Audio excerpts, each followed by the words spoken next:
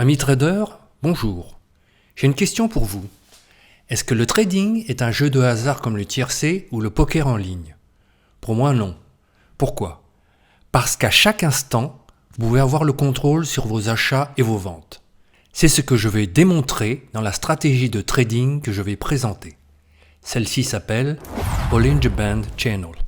Avant la description de la stratégie, je vais revenir sur les bougies, le graphique des prix et la volatilité. That being said, let's go!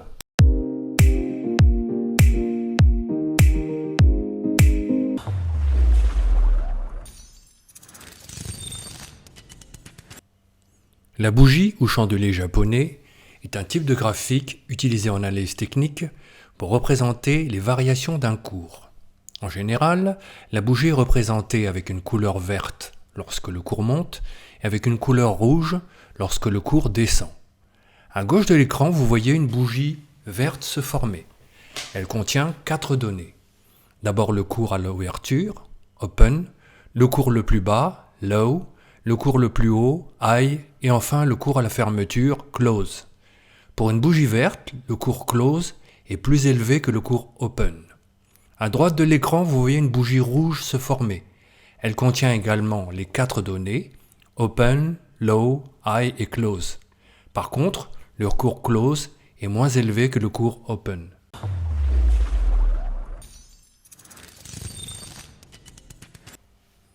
Les bandes de Bollinger se composent d'un axe central et de 2 canaux de prix, au-dessus et en dessous.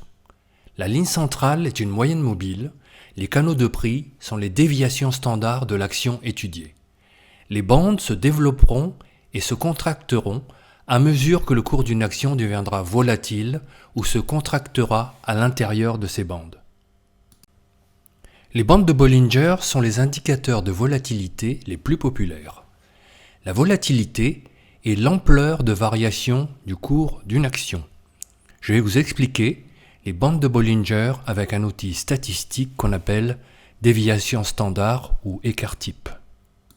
Dans le graphique à l'écran, nous avons des points qui sont dispersés au-dessus et en dessous de la ligne bleue qui est la moyenne. Nous cherchons à déterminer la valeur représentée par les 2 lignes rouges. C'est cette valeur qu'on appelle déviation standard. Pour cela, je vais partir d'un exemple basique. Prenons le groupe de 8 chiffres que vous voyez sur la première ligne du tableau. Sur la deuxième ligne, nous allons calculer la moyenne de ces 8 chiffres, c'est-à-dire la somme de ceux-ci divisé par 8. On trouve 5. Sur la troisième ligne, nous allons calculer l'écart de chacun de ces chiffres par rapport à la moyenne 5. Pour le premier chiffre du groupe, qui est 2, nous avons par exemple 2 moins 5 égale moins 3.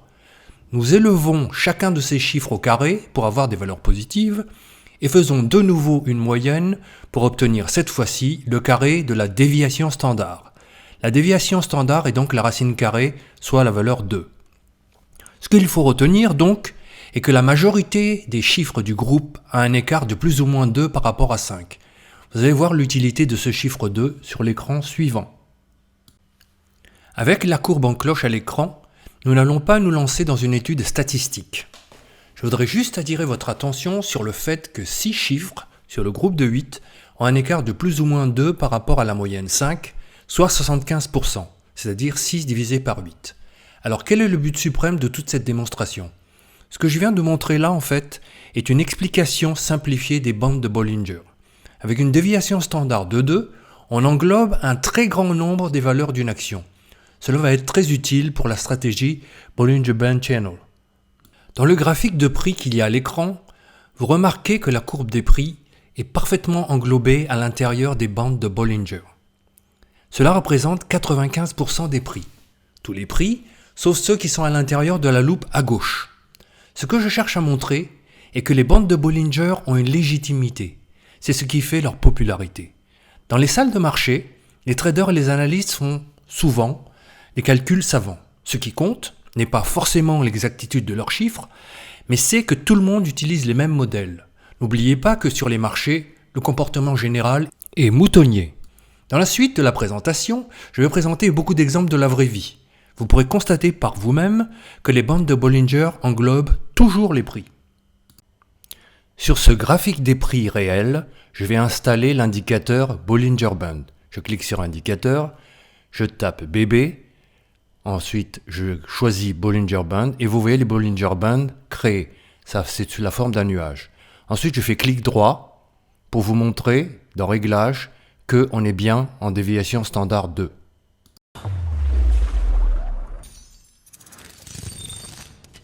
Il y a différents types de stratégies de trading. Le day trading, le trading de position, le trading de tendance, etc. La stratégie de cette présentation est une stratégie de tendance basée sur la volatilité. C'est-à-dire qu'on va suivre la tendance et profiter des fortes amplitudes de variation, à la hausse ou à la baisse, pour faire des opérations profitables. Je vais vous montrer deux types de graphiques. Le premier, avec une forte volatilité, et le deuxième, avec une faible volatilité. Il va sans dire que c'est lorsque la volatilité est forte que nous allons placer des ordres. Le graphique à l'écran a une forte volatilité. Vous remarquez que les bandes de Bollinger sont très écartées par rapport à la moyenne. Voici un exemple réel de forte volatilité. Vous voyez que les Bollinger Bands sont très écartés par rapport au prix. Le nuage est très gros, vraiment très développé. Par contre, ce graphique a une faible volatilité. Donc il faut éviter de placer un ordre, car cette configuration n'est pas adaptée à la stratégie Bollinger Band Channel. Voici un exemple de faible volatilité. Vous voyez que les Bollinger Bands sont très resserrés par rapport au prix. Voilà. Après, regardez, vous avez un autre exemple ici où c'est très resserré. Contrairement à cet exemple-là où vous voyez que les bandes de Bollinger sont très écartées.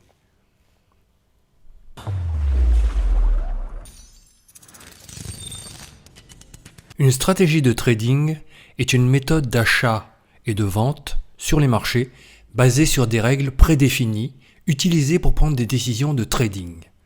Pourquoi définir des règles? La réponse est pour rester rigoureux et discipliné. Le trading est fait pour des animaux à sang-froid. C'est une matière qui met les émotions à rude épreuve. Être rigoureux signifie qu'avec des règles strictes, vous savez où vous allez. Vous savez pourquoi vous initiez un achat ou une vente.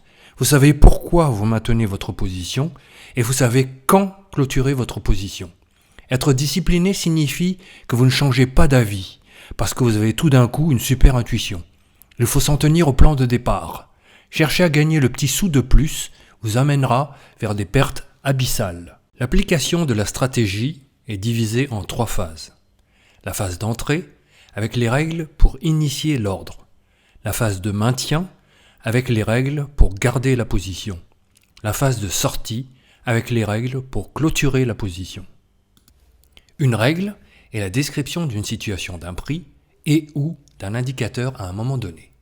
Je vais décliner les règles pour un achat et je montrerai après un exemple réel. Nous avons les lignes blanches Upper BB2 et Lower BB2 et la ligne bleue qui est la moyenne. Les termes Upper et Lower peuvent vous paraître flous à ce stade, mais ça sera beaucoup plus clair avec l'exemple réel promis. Pour la phase d'entrée, la règle numéro 1 indique que la bougie doit être verte, car nous sommes sur un achat et, le et est important, qu'elle doit chevaucher la bande de Bollinger Upper BB2. Et la règle numéro 2 indique que l'écart entre Upper BB2 et Lower BB2 doit être significatif. Sur la phase de maintien, règle numéro 1, la bougie doit chevaucher la bande de Bollinger Upper BB2, ou être au-dessus. Ici, nous sommes vraiment sur la colonne vertébrale de la stratégie. Toute cette stratégie, en fait, consiste à s'appuyer sur les bandes de Bollinger pour agir.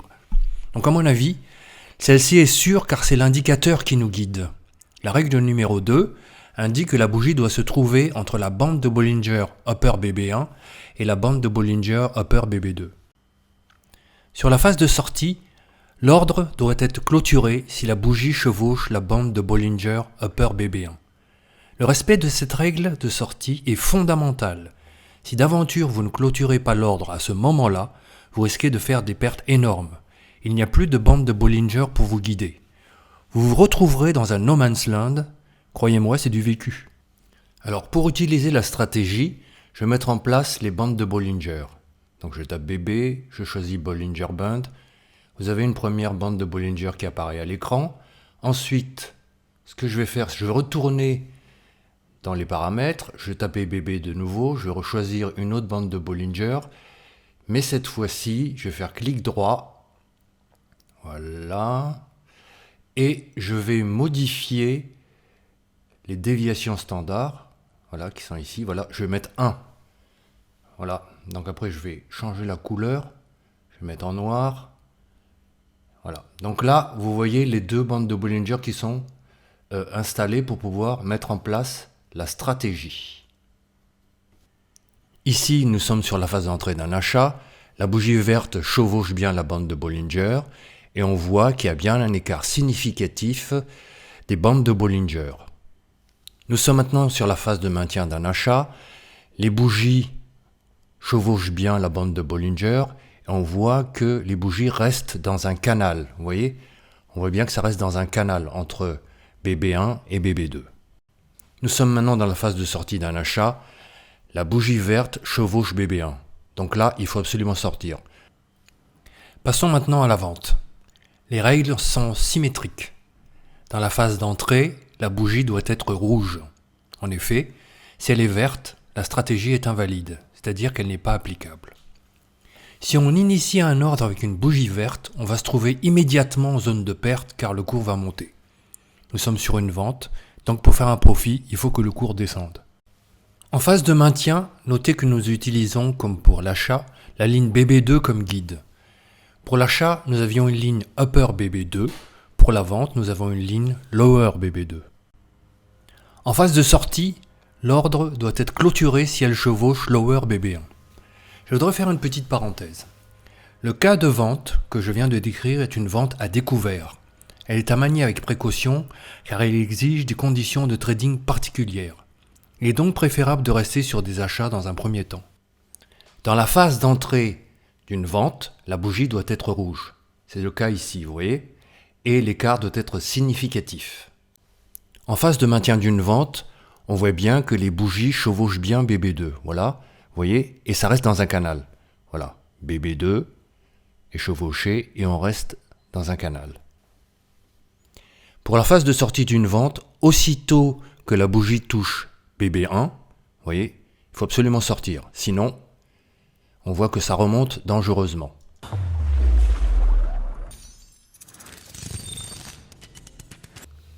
Le backtesting, ou test rétroactif de validité, consiste à tester la pertinence d'une stratégie en s'appuyant sur un large ensemble de données historiques réelles.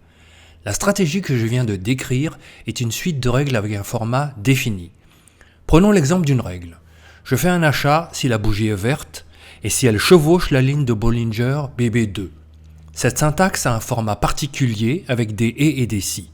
C'est fait exprès, car ça va permettre de la traduire facilement dans un programme informatique. Donc, pour vérifier la validité d'une stratégie, on exécute le programme informatique de la stratégie sur une longue période, par exemple un an, du 9 octobre 2019 au 9 octobre 2020, et on voit si c'est profitable ou pas. C'est ça le backtesting. Ce que je vais faire ici plutôt, dans cette section, c'est de regarder toutes les opérations qu'on peut faire sur un mois glissant. En d'autres termes, sur 20 jours ouvrés, combien d'opérations profitables je peux faire à l'achat ou à la vente. Vous avez ici le résultat du backtesting sur l'indice américain S&P 500. J'ai pris cet indice car il y a plus de volatilité. J'aurais dû prendre le CAC 40 car nous sommes en zone euro, mais le CAC 40 n'est pas très volatile. Sur 22 jours ouvrés, il y a 11 opérations, 10 gains et une perte. La stratégie ne permet de faire qu'une opération par jour et 2 maximum. Attention, si j'avais pris une autre période, les résultats auraient été différents. Il n'y a jamais d'effet de récurrence sur le trading. Commençons tout à fait à gauche par le vendredi 9 octobre 2020. Vous voyez qu'il y a une croix blanche, donc pas d'opération ce jour-là. Nous aurons fait une perte car la volatilité était faible. Du lundi 12 au vendredi 16, nous avons 5 opérations. Regardez le jeudi 15, il y a 2 opérations et ce sont des gains. Du vendredi 16 au vendredi 23, pas d'opération. Vous avez là la réalité du trading. On ne traite pas tous les jours, sinon bonjour les pertes. Le lundi 26, par contre, on a un beau profit. À partir du vendredi 30 octobre jusqu'au mercredi 4 novembre, 4 jours de profit. Regardez le mercredi 4 novembre, c'est le meilleur gain de toute la période. Je soupçonne un effet Pfizer. Et oui, les bonnes nouvelles, ça se fait. Par contre, le lundi 9 novembre, il y a une perte. Je pense à une correction du marché. Quelle est la différence entre un bon et un mauvais trader? Le bon trader, tu vois, il arrive, il clique, mais c'est un bon trader. Le mauvais trader, tu vois, il arrive, il clique, mais c'est un mauvais trader. Ça marche aussi avec le mot chasseur. Ah oui, désolé, j'ai voulu terminer sur une note d'humour. Bon, je redeviens sérieux. L'état d'esprit, c'est ce qui fait tout. Le trading n'est pas un jeu de hasard. L'émotion va vous submerger à chaque instant. Donc, il faut toujours appliquer une stratégie et il faut la backtester. En fait, à mon avis, le meilleur moyen est de faire du trading automatique. Vous choisissez une stratégie parmi les packages qu'on trouve dans les logiciels de trading. Pour le coup, je vous rassure, il y en a plein. Vous le customisez pour qu'il convienne à votre style et vous laissez le logiciel l'exécuter à votre place. Tout ce que vous avez à faire est de surveiller que tout se déroule bien. Avantage, vous laissez vos émotions au vestiaire et inconvénient, j'en vois pas. Voilà, c'est fini. Merci de m'avoir écouté et à bientôt.